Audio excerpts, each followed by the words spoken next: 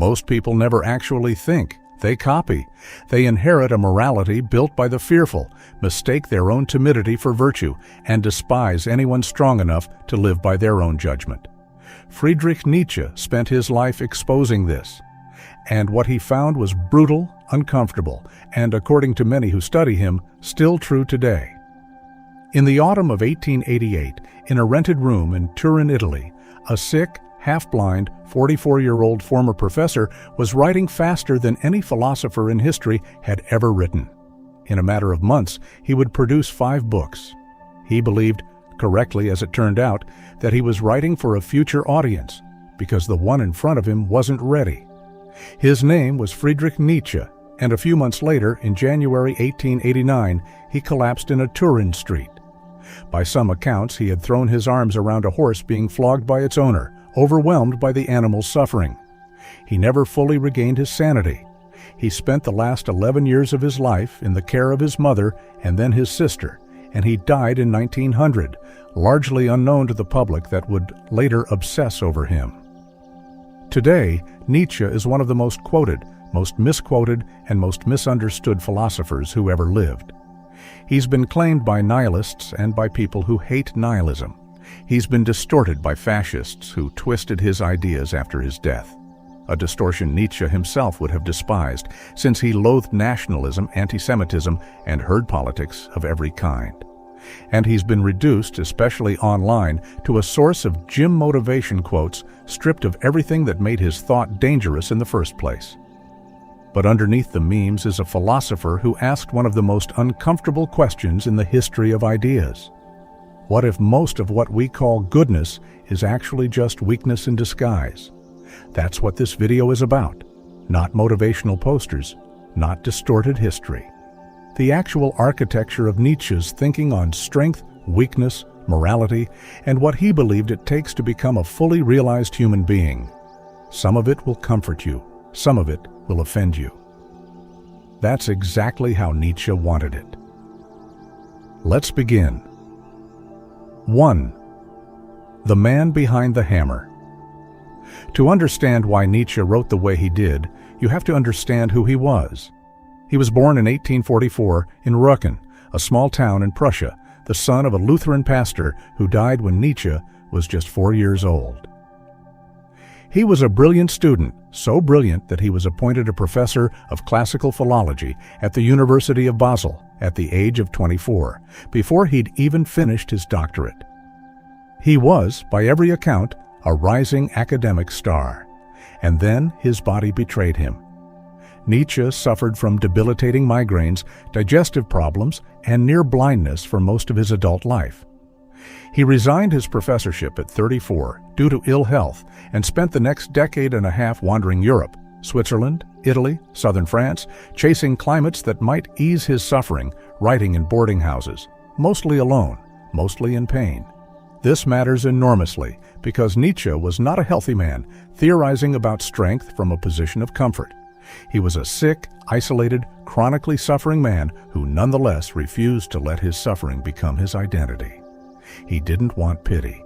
He wanted to understand how a person transforms hardship into something that makes them larger rather than smaller.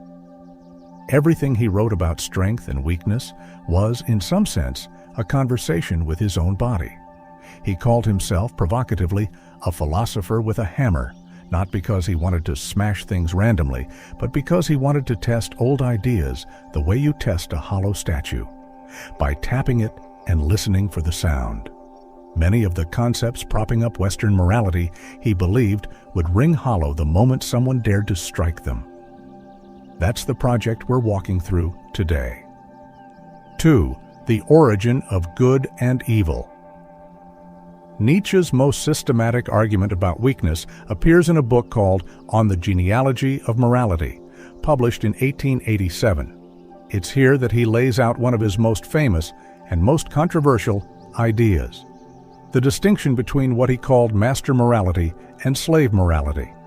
Nietzsche was trained as a philologist, a scholar of language and its origins, and he approached morality the same way he approached an ancient text, by asking where the words came from. He observed that in many ancient societies, the word good originally described the powerful, the noble, the confident. People who were good in the sense of being excellent, vital, and self-assured. The opposite of good in this original sense wasn't evil. It was simply bad, meaning low, common, or pitiable. This was, in his account, master morality, a value system created by strong, self-directed people to describe and celebrate their own vitality. Then Nietzsche argued something shifted. Groups who lacked power, who could not compete with the strong on the strong's own terms, developed a different strategy. They couldn't defeat strength directly, so they redefined it. Confidence became pride, and pride became a sin. Assertiveness became aggression. Independence became selfishness. Meanwhile, the very qualities that had allowed the powerless to survive, patience, humility, self-denial, meekness, were elevated into virtues. Nietzsche called this transformation a slave revolt in morality, and the emotional engine behind it, he said, was something he named ressentiment, a French word he used deliberately, meaning a simmering resentment that curdles into a whole world view. The person consumed by ressentiment cannot simply say, "I am weaker and I resent that." Instead, they construct an entire moral system in which weakness is redefined as goodness and strength is redefined as evil. It is, in Nietzsche's phrase, a kind of imaginary revenge, the only revenge available to those who cannot act. This is the part of Nietzsche that tends to unsettle people because it isn't really about weak people as individuals deserving contempt. It's a claim about a psychological mechanism, that an entire moral vocabulary, humility, meekness, self-sacrifice as automatic virtues, may have originated not from pure ethical insight, but from the strategic needs of the powerless to restrain the powerful. Whether or not you accept this account of history, and many historians and philosophers dispute Nietzsche's genealogy on scholarly grounds, the psychological pattern he's describing is worth sitting with on its own terms. Have you ever watched someone fail to achieve something and then hear them insist they never wanted it anyway? Have you ever seen someone unable to compete, so instead they attack the very idea of competition? Nietzsche would say, watch closely because that reflex, turning your own limitation into a moral principle, is ressentiment in miniature, happening in real time. 3. The herd and the fear of standing alone. Nietzsche's second major diagnosis of weak-mindedness centers on what he called herd morality, a concept he develops extensively in Beyond Good and Evil and elsewhere. The herd in Nietzsche's vocabulary isn't a slur against ordinary people doing ordinary things. It's a description of a specific psychological posture, the tendency to locate your values entirely outside yourself, in the group, because forming your own values feels too exposed, too risky, too lonely. Nietzsche believed most people are, in this sense, herd animals, not because they're stupid, but because independent judgment is genuinely terrifying. To stand apart from the group's consensus means risking its disapproval, its mockery, possibly its abandonment. For social creatures, that risk registers at a primal level as a threat to survival. So the mind takes the path of least resistance. It adopts the group's opinions as its own, and then, crucially, it forgets that it ever borrowed them. The herd's judgment starts to feel like personal conviction.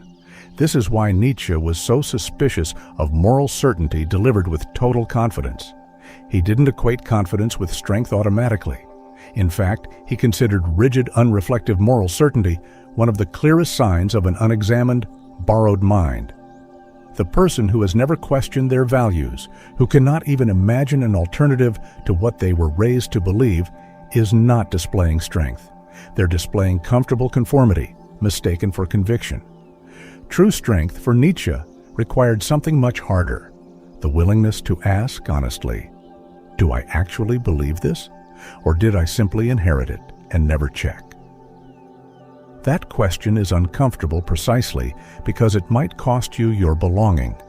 And that discomfort, Nietzsche thought, is exactly why so few people ever ask it. He wasn't naive about the cost of independence either. He knew that the person who breaks from the herd often pays for it in isolation, ridicule, or worse. He wasn't recommending contrarianism for its own sake. Being different for the sake of being different is just another form of herd behavior dressed up in rebellious clothing.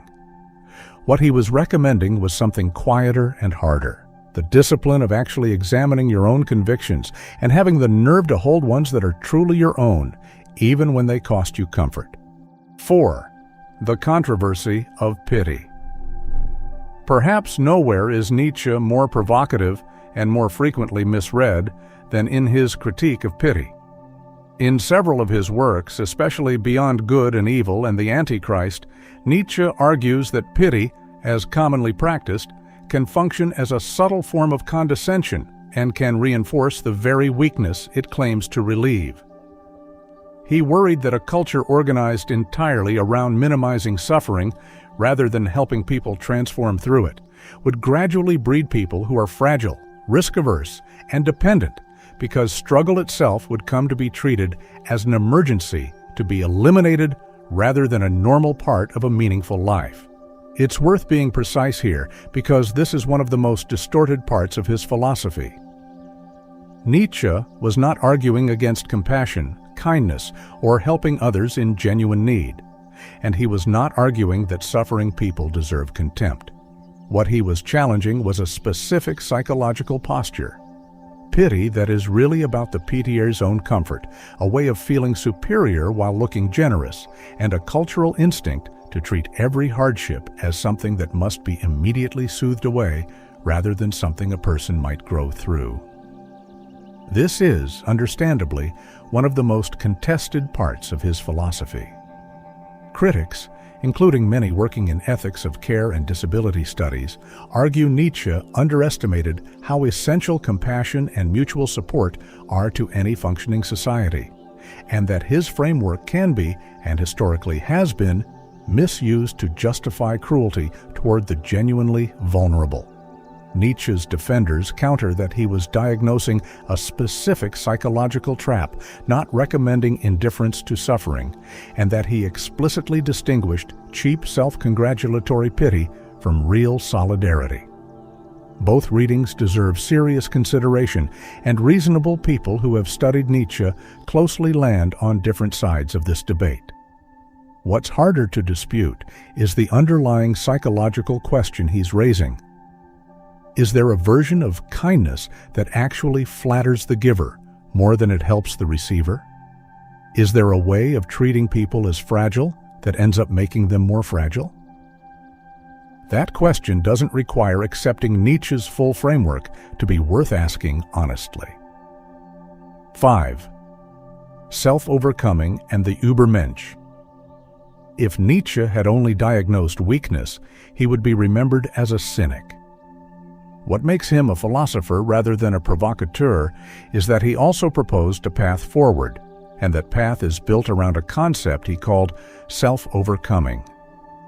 For Nietzsche, a human being is not a fixed thing. It's a process, something unfinished, something that has to be continually surpassed by its own effort. In Thus Spoke Zarathustra, his most famous and most literary work, he introduces the concept of the Ubermensch, often translated as Overman or Superman, though both translations lose some of the nuance of the German. The Übermensch is not a superhero. It's not a genetically superior being, and, despite how the term was later hijacked by Nazi propagandists, distorting Nietzsche's actual writing and aided by his sister Elisabeth Förster Nietzsche, who edited and manipulated his unpublished notes after his death. It has nothing to do with racial ideology, which Nietzsche explicitly and repeatedly condemned in his published work. The Übermensch is better understood as an aspiration, a person who has done the internal work of creating their own values instead of inheriting them wholesale, who has faced their suffering and been shaped by it rather than crushed by it, and who lives with a kind of self-authored integrity rather than borrowed conformity. Self-overcoming is the daily discipline behind that aspiration. It means treating your current self as a draft, not a final version. It means being willing to outgrow your old opinions, your old comforts, even your old identity, if they no longer serve genuine growth. Nietzsche put it in a phrase he borrowed and reworked from the ancient Greek poet Pindar. Become who you are, meaning become the fullest, most deliberately shaped version of your own potential, rather than settling into whatever version the herd, your family, or your fear assembled for you by default. This is demanding. Nietzsche never pretended otherwise. He believed most people would not choose this path because it requires giving up the comfort of certainty, of belonging, of being told what's true by someone else. But for those willing to attempt it, he believed it was the only route to a life that felt genuinely, fully lived, rather than merely endured. 6. Amor, Fati, and the weight of eternal recurrence. Nietzsche's final, and in many ways most demanding idea, is a thought experiment he calls the greatest weight, found in the gay science. Imagine, he says, that a demon visits you in your loneliest moment and tells you that your life, every joy, every pain, every embarrassing failure, every triumph, will recur exactly as it has happened, infinitely, forever, in precisely the same sequence, down to the smallest detail. Would this thought crush you, or would you fall to your knees in gratitude because you have lived a life you would be willing to relive exactly as it was, endlessly? Nietzsche didn't necessarily intend eternal recurrence as a literal cosmological claim. Scholars still debate how seriously he meant it as physics. What he clearly intended it as is a test, a way of measuring how fully you're living. It's paired with a concept he called Amor Fati, the love of one's fate, not resignation, not passive acceptance.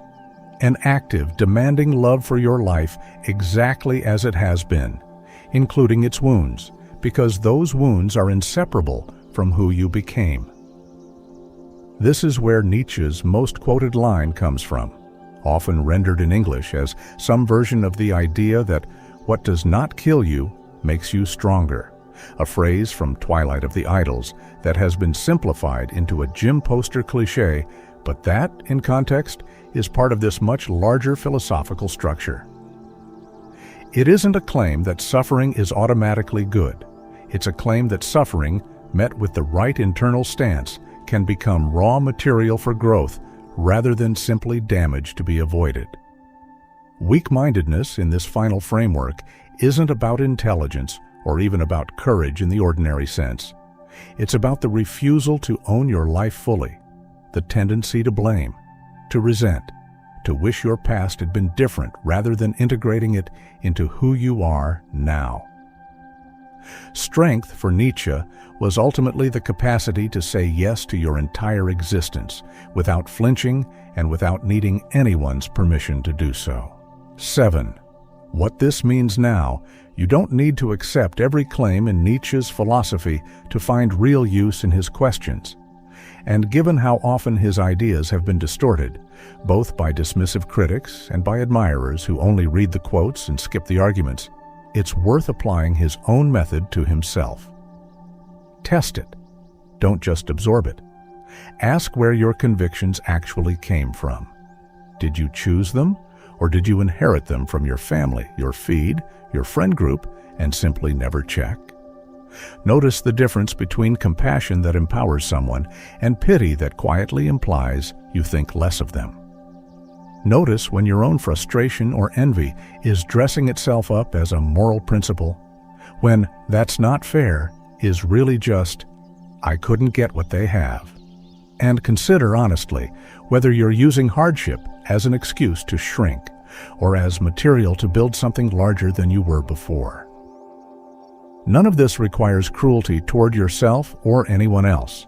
Nietzsche's harshest critics are right that his framework, taken to an extreme or twisted by bad actors, can become a justification for contempt. But taken seriously and read in full, on its own terms, it's closer to an invitation. Stop outsourcing your mind. Stop mistaking inherited comfort for earned conviction. However uncomfortable that invitation is, it's one worth sitting with. Friedrich Nietzsche died believing almost no one had understood him. He wrote for readers who, in his words, hadn't been born yet. In a strange way, he was right. It took decades after his death for serious philosophy to catch up with what he'd written. And even now, well over a century later, his ideas are still argued over, still weaponized, still misunderstood, and still, for those willing to read him carefully, capable of changing how a person sees their own mind. The brutal truth Nietzsche offered was never really about other people's weakness. It was a mirror. It asked every reader the same uncomfortable question: are your values actually yours? Or did you inherit them because building your own felt like too much to risk? He never claimed the answer was easy. He only insisted it was worth asking. If this video helped you see Nietzsche more clearly, beyond the memes, beyond the myths, beyond the misquotes, let me know in the comments which idea hit hardest: master and slave morality, the herd, pity, self-overcoming, or Amor Fati. Subscribe if you want more deep, accurate breakdowns of philosophy that actually respect the source material. And share this with someone who only knows Nietzsche from a gym poster. They deserve the real version.